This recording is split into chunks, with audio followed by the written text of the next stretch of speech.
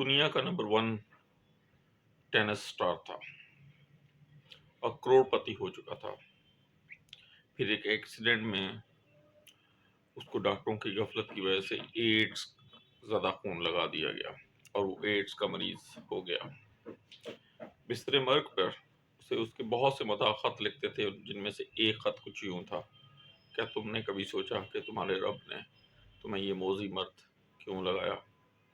تو اتنے لاکھوں خطوط پہ سے اس نے صرف اسی خط کا جواب دینا مناسب سمجھا اور یوں لکھا کہ دنیا میں تقریباً 10 کروڑ لوگ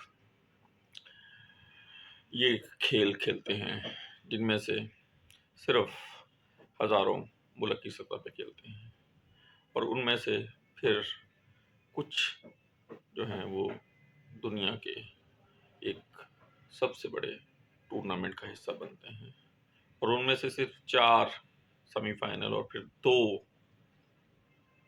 جو ہیں فائنل کھیلتے ہیں، اور پھر ان میں سے دونوں میں سے رب کسی ایک کو چن لیتا ہے جو دنیا کا چیمپئن بنتا ہے۔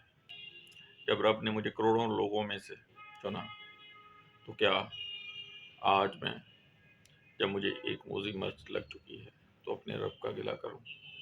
ایسا ہرگز نہیں ہے۔ تو دوستو، ہر حال میں ہمیں اللہ کا شکر گزار رہنا چاہیے، ہر مصیبت، ہر خوشی، ہر کیفیت میں شکر الحمدللہ کہنا چاہیے۔